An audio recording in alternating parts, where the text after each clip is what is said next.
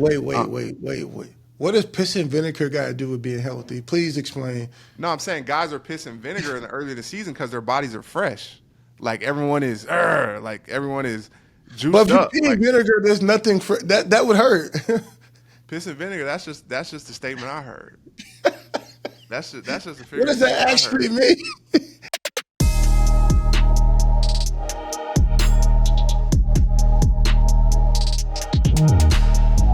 What's up, everybody? Welcome to another episode of Third and Long. I'm Arik Armstead, and of course, my host Michael Bennett, joining you for another episode.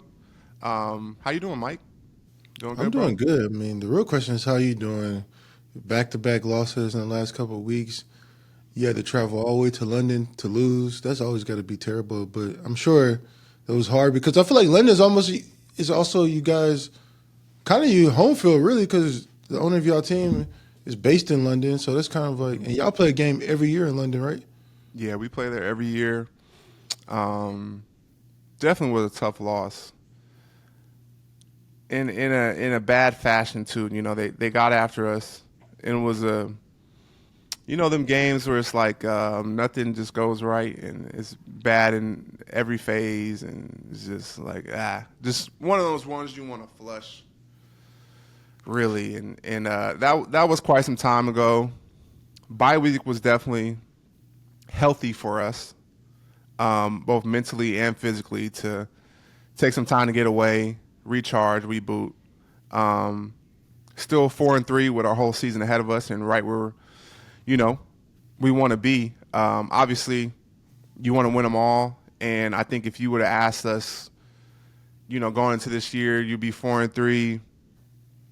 Looking at our schedule the rest of the way after the bye week, I'm taking that. I'm taking the opportunity with our future still in front of us, and opportunity to get to where we want to go.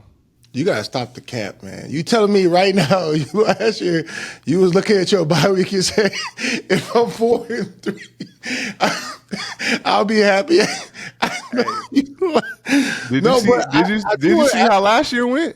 no, I do want to ask a question though, because it's like the whole the whole idea of you guys went a week early. Mm-hmm. And then they went a day before, right? It was something like that they went. Yeah, they came on Saturday, bro, and people have different scientific methods to it.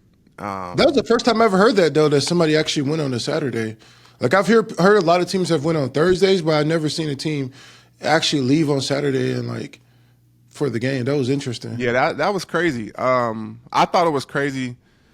Obviously it worked out well for them. But I thought it was crazy when I heard about it. But they're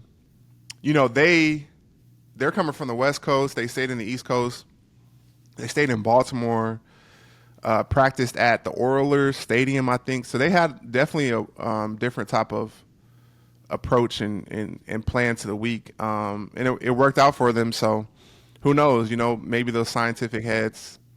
I think they probably think they figured it out, and if I was them, that's what I would do, moving forward. And that's typically how it works. Is like people do something and then they look at the result and was like, oh yeah, I'm gonna do that again. Like that must have been the reason why. I don't think that was necessarily the reason why, but yeah, two different approaches for sure. Yeah, because I think a lot of times people think when you go to London, you basically are like in London, but you guys are on the outskirts of London, like at least an hour out, right? Yeah, we stayed at this cool spot called the Grove. It was about an hour outside the city. And the thing people don't know is like this hotel specifically built a football field to host teams. Is it the old castle? Is that like that castle-looking one with the ruins or something? Nah, that we didn't stay at that one. I haven't stayed at that one. I heard that one was kind of eh. Yeah, it is. But this spot called the Grove, it's nice, bro. The food's good. They got like. It's a nice spot, and they built a practice field like right on the side of the hotel with like a little makeshift weight room. And then actually, the NFL does their NFL like academy. So for other countries, like development of football players and stuff, that's actually where those those teams and those players practice as well too, and they use that weight room right there. So it's cool. You know, it was smart business move by that hotel too. Like, you know, you build a little field, take a little money, build a little field, and then now you get you know, a team coming in there and buying out the hotel probably, you know, 2-3 times a year at least. So it's a good little business decision by them. And then question, so the bye week, where'd you end up going? Because I know when I texted you, you said you were staying in Europe, so I don't know what that actually mean. You didn't give me a location or nothing. Yeah, so I stayed in Europe. I go to Munich, Germany, to get treatment, and so I've been doing that for a few years now. The guy out there, he is Bayern Munich's former team doctor, and a lot of athletes go out there to see him. He was Usain Bolt's doctor, and Christian McCaffrey is actually the one who told me about it a few years back. And so I've been going out there to get treatment. So it actually timed out well. We played in London, and then I flew to Germany right after the game and got treatment and was able to, you know, get some rest and recovery. Did your family go with you? For the bye week. Your family was in Munich? Yeah, my family came to London. They had a shoot. Man, boy, I tell you, if I go back in time and I wish I was my own dad or my own parents sometimes. These kids, man. So they went to Paris first. My wife took them to Disney Paris, and then they came to the London game, and then we stayed in Europe after I got treatment, and then we hung out and chilled with them. So they had a good little time. Oh, that sounds good. And it's easy to get to London. I mean, Paris too on the train. Yep. Yeah. So that's what they did. They went to Disney Paris, and then they took the train to London, and then, you know, came for the game, and we hung out with them, and then I got treatment and then hung out after. So it was a good time. Like I said, much needed, some rest and recovery. Feeling good. You know, I'm really excited about these last 10 games, and, you know, I want to finish the season strong. You know, on my terms, and just help my team win as many games as possible. So feeling good and ready to go. But I've been seeing you've been having some cool stuff going on in your life. I don't know if people know, but you went to architecture school and are very interested in architecture and have been doing work in architecture since you retired. I've been seeing you post this huge wooden structure. People are having events in and stuff. I'm like, what's the dude posting? I definitely appreciate architecture, and like I like going to see different buildings and sculpture. It's always super fascinating to me. Like, man, it's because it's one thing to like envision how something looks, but like for it to come together, and like when you add creativity and physics, like, because some stuff is just impossible. Like, Yeah, that's true. a little beam can't support a big old structure, or like doing a skyscraper, and like all these things, like how they come together has always been fascinating to me. So tell me a little bit more about like what you've been up to in that space, and what's this wooden thing that you built, bro? For me, after when I retired, I went to architecture school and interior design school too. So I've always liked architecture, and for me, I think design is a part of everything we do. So I have my own studio called Studio Kerr, and we do furniture, installations, buildings. So this particular thing is called the Night Chapel, and it's like this initiative around building motion, where you kind of bring the installations and architectures to communities of color, and like created a space. So like in Seattle, there's this African American museum called NAM, and it's in the outside of Seattle, kind of in the more black neighborhood, and so I just was working with them, and I wanted to create this, a structure where people could be inside of it and program it the way that they wanted to be, and like create a space around like where there's no actual program where you have to do like this and say like this, but more like people could experience it and sign up to have the experience that they want in it.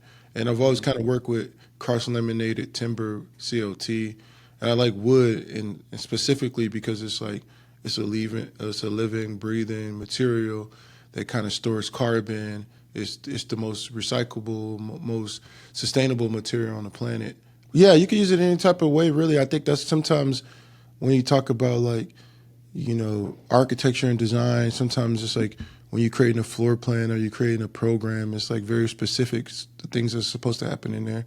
Yeah. Very often, very rarely do you have like a space that is kind of wants to be pliable to the community and how the community kind of uses it and wants to use it. I think that's kind of where you find where you usually find like a difference in the type of architecture that's allowed, especially when you talk about secular spaces and how secular spaces allow moments of clarity and sometimes people consider secular spaces places where you can have religious, but I think sometimes it's also about just being able to be free mentally. I think that's what it's about.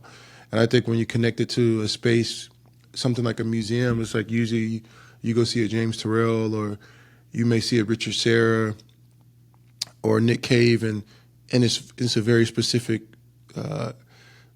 activity or thing that's built around it. But for me, I think when I think about designing and how design could be a form of disruption or a form of resistance and allowing people to articulate in spaces that they want to be in. I think for me, architecture is my form of resistance and how I kind of see myself through the lens and how I think about space, whether it's designing furniture, whether it's designing installations, or just designing in general. I think design has to do with everything that we kind of participate in, whether it's the feel, whether it's how streets are made, how a pen is using, how a fork. It's just like design is a part of it all. I think it's one of the most beautiful things. I think it could be used for something positive, or it could be something that could create hostility.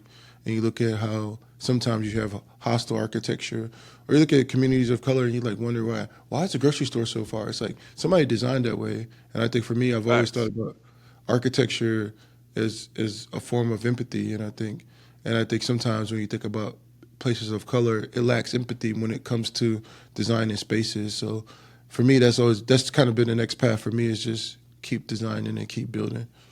This is a sophisticated black man, y'all. Nah, I don't know. Maybe I do like Sincere and being in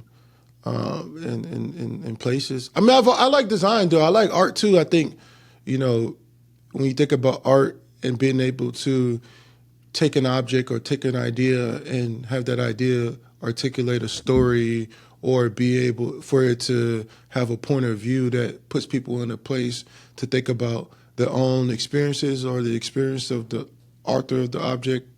I think that's kind of interesting. Or you think so? I don't know. I think it just kind of depends, really, right? I think, but I think even when people look at and people always like, oh, I think being an athlete is a form of art too, though. I think it's the art of the body. A lot of times, it's like when you plan defensive line and graceful and how you it's move. Yeah, It's art. Pass rush is an art. Such an art. It's like you're not Misty Copeland, but you get how she's kind of like, dancing and like moving swiftly. And like when you out there, it's like you have to be able to get past the person, make sure you're safe, set a person up with a dance move. Because that's really what a pass rush is. It's like you're dancing with somebody and then you get around them, and then every once in a while you just run through them. Yeah. It's all an art. It's being out there on the field, that's our canvas. And it's really cool to see how your brain, now that you've been retired and having to put so much focus and attention towards your former art, which was football, how you can use your brain in other ways now that you have more capacity to think about other things and be interested in something else and use your brain. So that's dope to see. And that's not the reason why I retired, though, really. I think that's much appreciated, for sure. That's why I retired, though, because it's like, it wasn't about like, could you play or still, like, or could you, because there's at a certain age when you get into football, it just kind of like staying healthy, really, right? It's like if I stay healthy, I could play as long as I want. And it wasn't that I wasn't healthy. It was just that I was also like, what happens at what point does something that you're doing become selfish, you know? Like, it's like you play for 16 years and then you like, as a defensive lineman, and then you all broken, like your brain doesn't work, nothing works, and now you at home, like you got all the money, you got all the love from the fans, but the people who truly love you can't even experience you in your full totality because you just not the same person, you know, the injuries or you can't walk, you can't think. So that for me, that dawned on me a lot when I was thinking about retiring. But when you talk about that, I think that's one of the things. So I think it's interesting why you plan to get into charity things and kind of think about where you want to be. I think for me, I've been a part of the charitable organizations for pretty much my whole life in the NFL, and like from Champions of Change to my own foundation, and continue to find ways to use our resources to impact the world. I know you've been doing that a lot too, especially through your organizations and everything you do. Obviously, you Man of the Year. I see like you do so much stuff in the community. Like, where does that kind of how do you think about that while you playing too? Like, because most people don't think about that. Like, what is their image or what's their impact away from their job? Yeah, I just feel like I've been so blessed, so it's my responsibility to not just think about myself or the things that I can acquire or what I can get out of the opportunities I have, but to really see how things that I've been blessed with, the opportunities I have, the intellect that I have, how can I use my brain to, be a blessing to other people as well too. So I just feel like that's my responsibility, as a member of our society, as a someone who believes in humanity, and truly that we're only going to be our best, and I can only live my best life if the people around me are living their best life too, and really having empathy for others. And really excited too because today I'm launching a show with the NFL called the Humanity Show, something I've been working on for quite some time now. And it's all about sharing stories, inspiring hope, and showing that, anyone can create change. You don't have to be, rich or famous or all it really is it just starts with, empathy and caring about someone else. And so this show is going to share those stories about how people have impact and create change. And I'm going to take you on a journey of me going to different places and learning about how people are changing other people's lives and sharing those stories and being an inspiration. And, I feel like something like this can be really impactful because it's not just, I feel like it's important to show how other people are creating change and shaping our world for the better, because that might spark someone else's brain to want to do something, not even in the same light, but, in a different area, because there's needs all over across the board. So I'm really excited that this show is coming out. We've been working on it. And this is something I want to do long term too. So this is just a starting point of where this show can go. And so you can check it out on the NFL's YouTube channel. It launches today, which is Tuesday. So yeah, check it out on there. You're going to see it on there. You're going to see it on my channels. You're going to see it on the NFL's platforms as well. And just really want to be an inspiration to others that you can be a philanthropist. You can show humanity and empathy for others and help change people's lives as well. I think it's cool that you're doing the show though, because I think sometimes in America, everybody kind of like thinks that one person or one, Democratic or Republican party represents all of how America really feels. I think moments like this kind of showing like that individuals around us, the country, actually do care about each other. I think it's important because sometimes we watch TV and we think that, everybody hates each other. And then shows like this remind us how close we really are and the things that we feel and the things that we want to see our kids have. And like you watch the news so much, you see what segregates us, what tears us apart, but we rarely see what brings us together. So I think moments like this are super important and critical as we move forward in thinking about the future of our kids and the future of this society, is reminding us that like doesn't have to be our race, doesn't have to be our gender, doesn't have to be our sexual orientation that kind of divides us. It's really about what brings us together, which is, I think, is our humanity. Yep. And that's why I call the show the Humanity Show, because I truly believe that we all are a lot more alike than we are different. And, we're constantly trying to be divided and put into groups to be put against each other. But at the end of the day, we're all the same. We just look a little different on the outside, eat a little bit of different food, might like a little bit of different things culturally, and make a little bit of different decisions of how we want to live our lives. But at the end of the day, we're all human beings, and we're all the same. We're all just alike. So that's why I call the show the Humanity Show. All right, switching gears. Obviously, with the bye week, I had a little more time to tap into some other games and things going around the league. There was, some, obviously every week there's some crazy things going on in the NFL. One thing I did see that, though, I want to discuss was Justin Fields' post-game interview. Their team, the Jets, finally were able to get a win and get over that hump in a dramatic fashion as well, too. They were down, came back, and were able to edge out a victory and get their team's first win. Aaron Glenn's first win as a head coach. But Justin Fields' comments, he was open and very vulnerable, to be honest, in his post-game interview, talking about how his adversity as a player and going through those different emotions and ups and downs and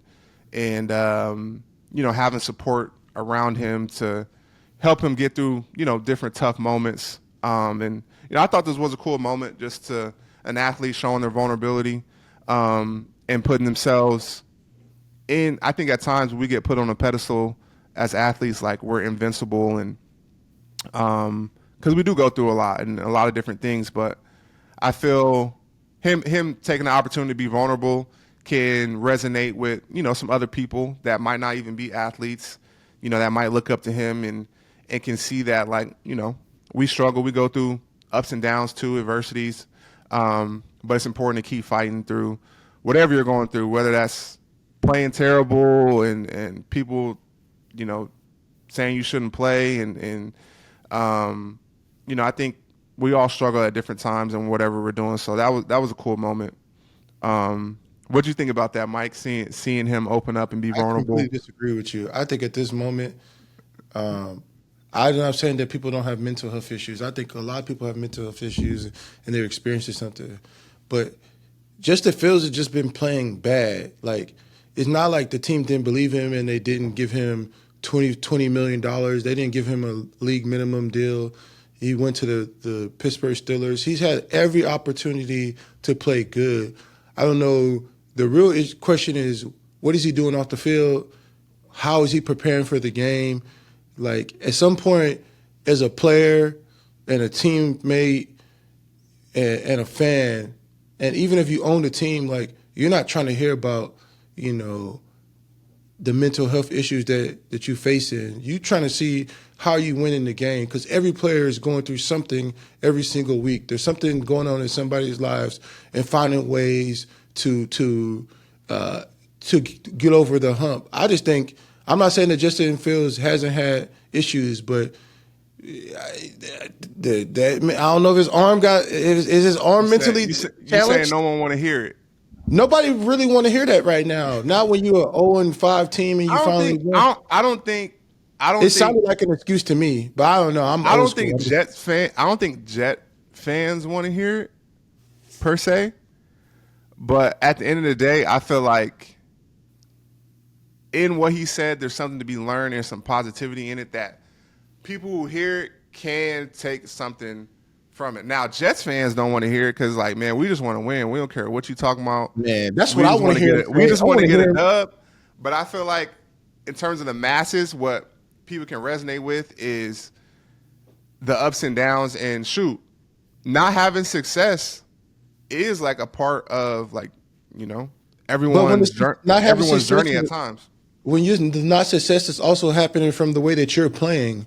It's like when you go 9 for 20, or you don't throw the ball, or you're holding the ball too long, and you're not believing in yourself. I think what we see in Justin Fields is a lot of times we don't see him believing in himself. So I think, I'd rather see him come on the TV and say, yo, I'm ready to dominate. I think I don't hear that enough in him, like that confidence. I think when you hear Patrick Mahomes talk, there's a confidence and a swagger that when he steps on the field, he's not leaving anything behind.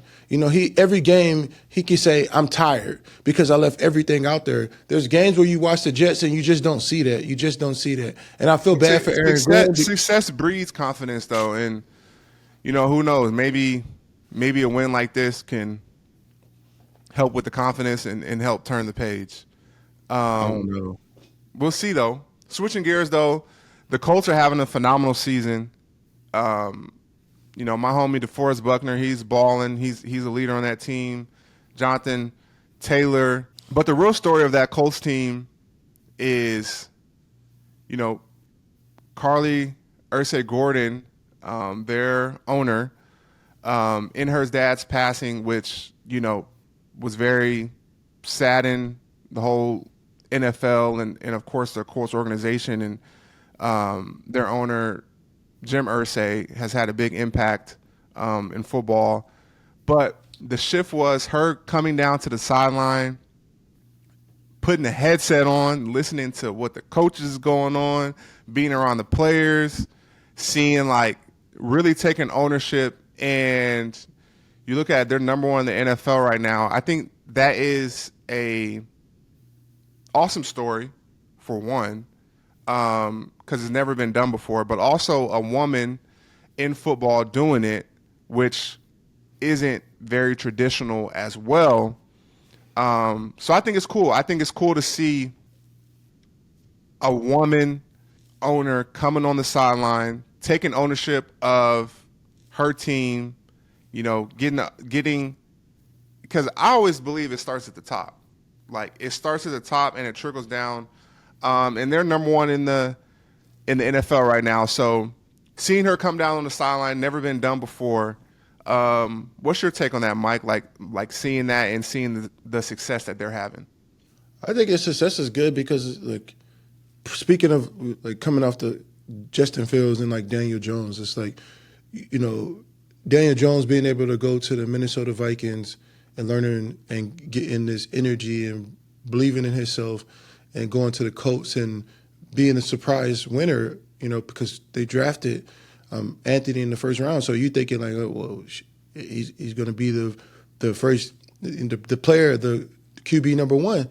And then to see the energy around Daniel Jones and see the belief and the strength and how the team is getting behind him, and him being able to be the player that he was picked to be, I think it's an interesting organization to see the team turned around, because if you look at the Colts, they have weapons. I mean, Jonathan Taylor is probably the second best back in NFL. I mean, it goes between him and Saquon.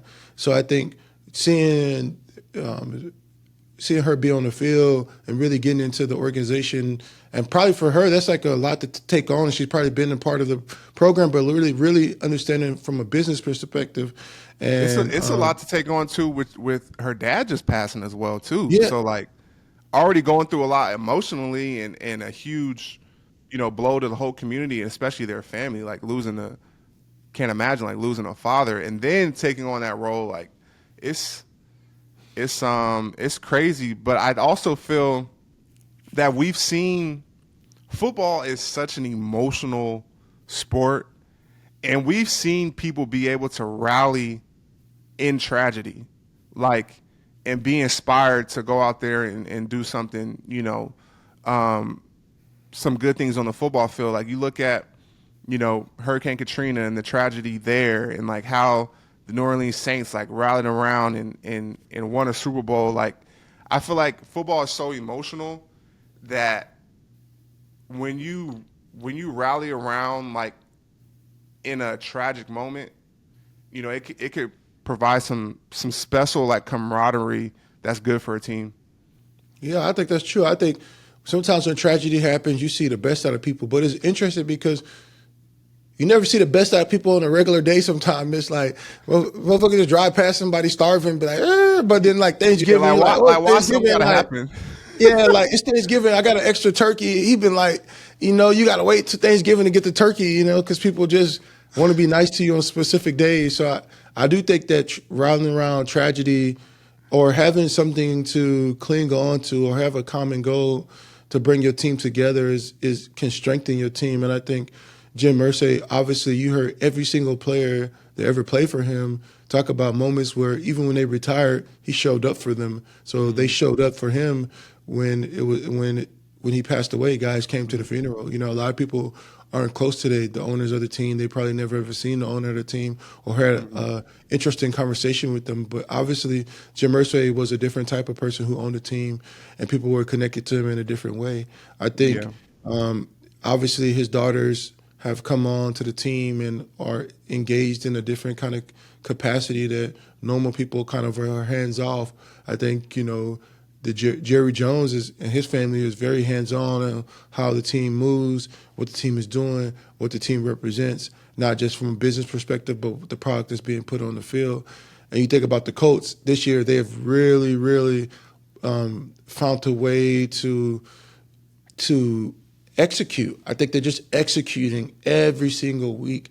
And I think when you execute at a high level, everybody knows what to do. There's no fall off or drop off. Everybody's watching film. We know exactly what the team's going to do. We know in 21 personnel, they're going to run to the right. They're going to run counter. And we all are keyed in on that, and it's not a secret. I think that's when you start playing at a super high level. Yeah, and we're going to have to see these dudes. Obviously, the number one in the league right now. In our division, we got them twice later this year. And y'all got them twice? Man. Yeah, we haven't played them yet. So y'all got to fight Canelo twice? So I'm looking forward to it though. Those games are always battles, obviously in the division, but they're having a great season, and it's going to be a great opportunity for us once we do play them later in this year to see where we're at, and the goal always starts with winning the division. So and right now we're undefeated in our division, but we only have one division game, so. Our whole that's a flawed stat you just hit. That's just a flawed stat that you just said. I'm saying like the we're back number one in our division, but we played one person. That's what I'm saying. That's what I'm saying. We're undefeated in our division, but the backside of our schedule is all our division games.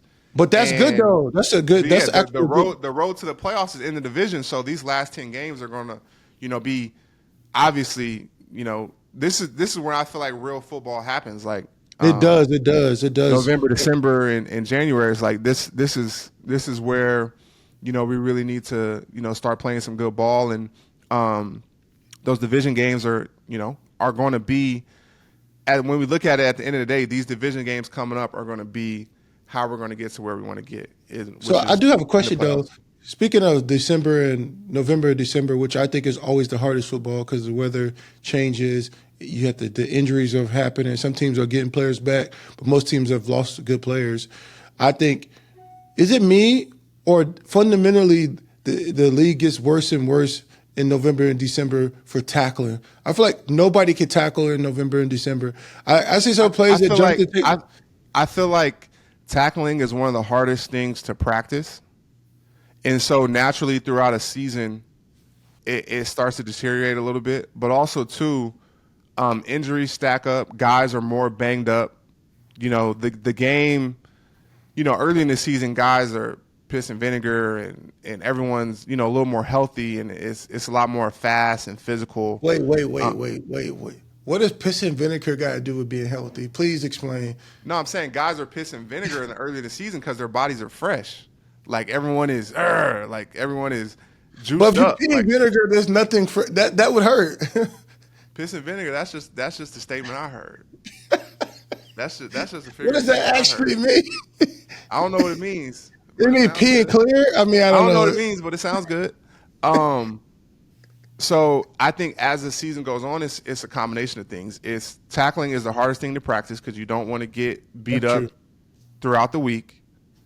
So you still have to be able to train it, and then I think guys get banged up and injuries pile up throughout the season, so the game kind of changes. It becomes it's still fast, physical, but it kind of changes. It becomes more execution, and as the season goes on, it's kind of some of those, foundational techniques try to go out a little bit. So that's why it's always like a point of emphasis to practice tackling like throughout the season. But we'll see them boys, later in the year, and we'll be ready. We'll be ready to go. It'd be a good matchup, though. I think y'all match up very well. I think they got a good running game. You guys got a good running game. Really stout defensive lines, really good linebacker play. Secondary, both sides are pretty good. So I think it's going to be it's going to go through y'all to see who is the guys at the end because, like you said, if you win your conference, if you win your conference, you still get a home field advantage, or is that kind of a one home game? The number one seed gets the win the conference. Number one seed gets the bye week.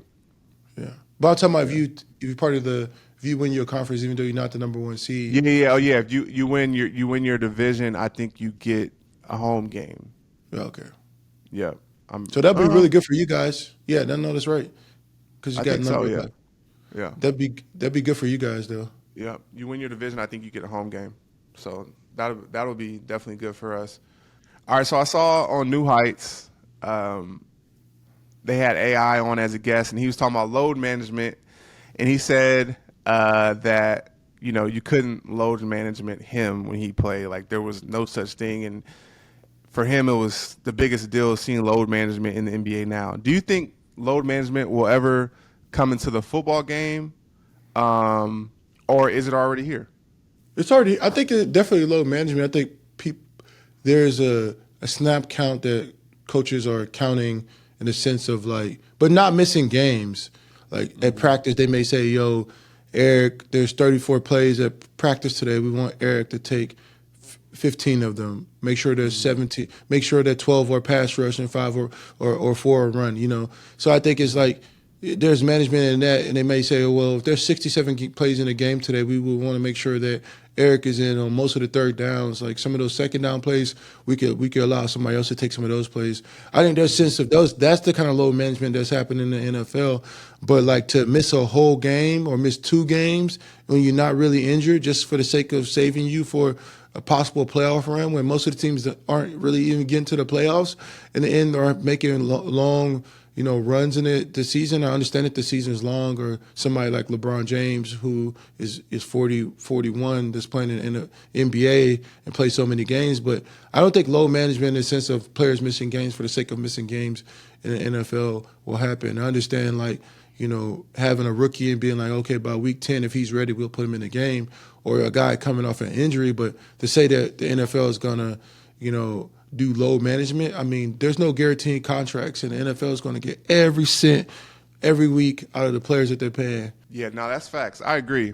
I think the difference is obviously 17 games versus 82, and our games are so precious. Like no one would ever miss games, but I do think we see has to be some type of management in football as well too. You look at a game, like you said, where everyone's on a snap count, and you're having you definitely want to play a certain amount of those snaps to keep guys fresh and to be able to rotate. And, as the season stacks on as well too, like at the end of the year, you don't want guys playing, at certain positions 1,000 snaps. And that's not good for them long term. That's not good actually for winning football because towards the end of the year, you're going to be more worn out, and when the team needs you to go make a play and be your best self, you won't have that in your body. So I think we're seeing it already a little bit. I also think NFL players are way more competitive. Like they come off injuries way earlier than any other league would do. Guys, half of the time in the NFL, people are playing at 60%. Whether it's a hamstring or they tear their meniscus, they're coming back in 2 or 3 weeks versus the NBA. You tear your meniscus, you might be out for the rest of your career, So it's it's just a different vibe. It's like there's more pressure to be in a game than to not be in a game because all our contracts are tied into game incentives and being able to play. No, that's facts.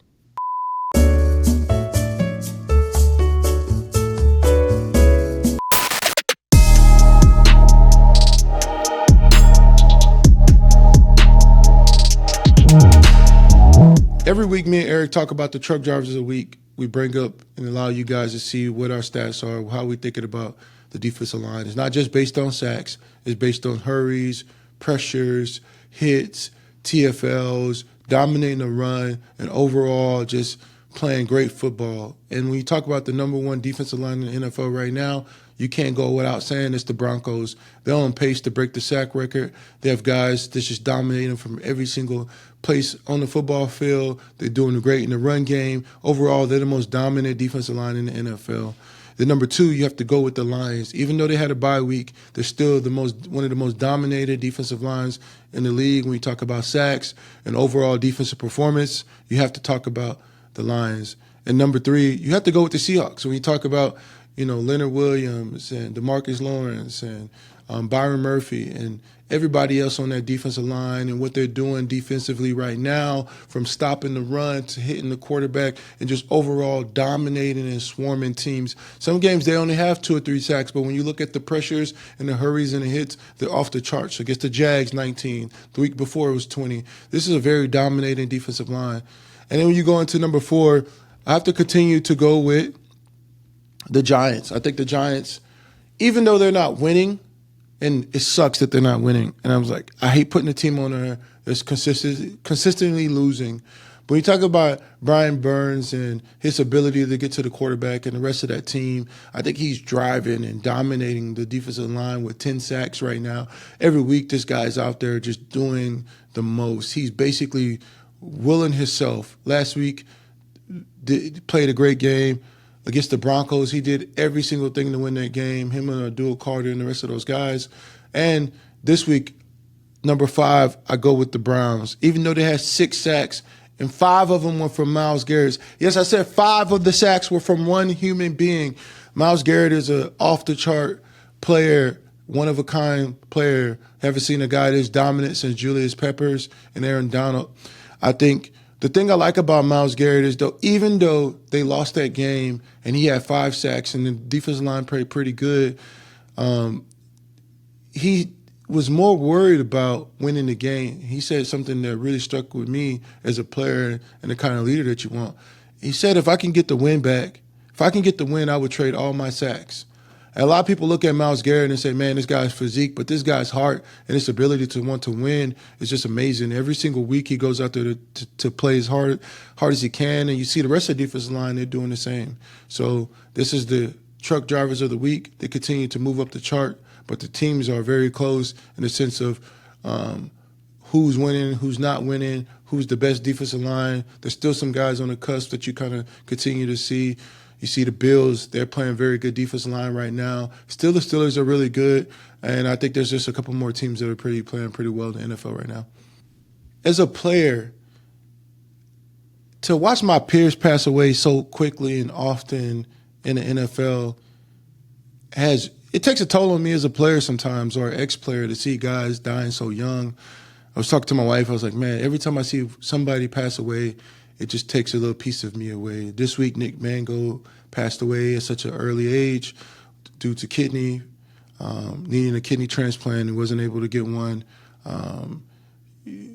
Doug Martin, just on my team from just from the Buccaneers when I played, Daniel, Doug Martin, Mike Williams, Vincent Jackson, many of those guys passed away. Arthur Jones passed away. And that's just this year, I think. And it's interesting because it's not the older guys, it's guys that's not even touching 43. I think it's alarming sometimes to watch those kind of things happen. I mean, between the NFL players and the rappers, the peers are passing away all the time. I think you rarely see somebody in the MLB passing away, maybe from a car accident, or the NBA. You rarely see anybody from the NBA passing away at a young age from trauma or something like Rudy from a couple of weeks ago from the Cincinnati Bengals. I think I realize, and I hope that fans see the humanity in players sometimes. I think we talk about the fantasy in which guys participate in the NFL and the way that they play. but there's something deeper down that we have to ask ourselves. What are we watching every week, and how are we connecting to people? I think it's important that fans remember one thing, that these guys are human. They have families. They have people who care about them. Long beyond if they wear a jersey, the number 7 or the number 41, or if they play for the Jets or if they play for the Broncos, they still play for their family and their last names. And so sometimes for me as a player, it's really hard and sad to, it's even emotional thinking about it up here. It's like, man, it makes you think about how fragile life really is as a player, even when you plan to see that. I think there's such a morality that we have to deal with the devil that players make sometimes. I want to end it with just prayers and sympathy for the families of Doug Martin, Nick Mangold, Arthur Jones, really good people. And we just have to acknowledge that there's a humanity in all of us that we have to continue to connect to, outside of the fun in the games and the wins and the losses, but just to connect them back to the most important thing is that we're all human. And at the end of the day, we have to remember that. And it's hard sometimes because we get so caught up in the wins and losses. Thank you.